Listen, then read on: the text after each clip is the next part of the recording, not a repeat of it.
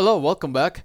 Here's how you can blur a watermark in Premiere Pro, an editing program. So this video is not all about how you can completely remove the watermark, because that's not possible, because prior to be exported, the video has been plastered with a logo that acts as the watermark.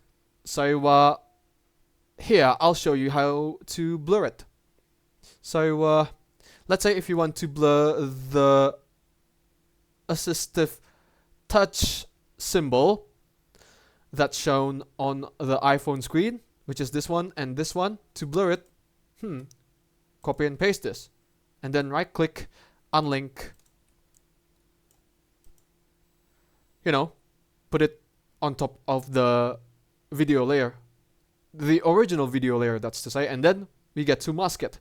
Click on the rectangle marquee tool, polygon mask, that's to say, and then drag it here,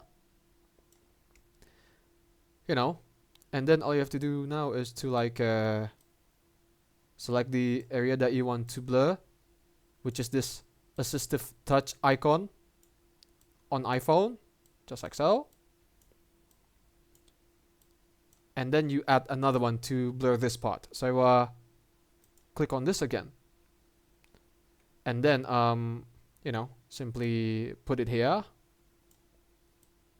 make it much smaller, just like so. We're going to blur it afterwards. To do this, type in Gaussian blur.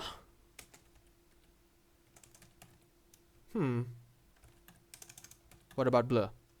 Just like this, and then drag fast blur, and then turn off the stopwatch. Increase the size of the blur, just like this. Alright, now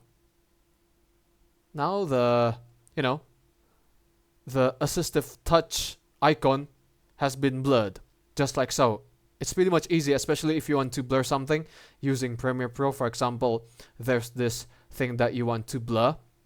So that's it for the video about how you can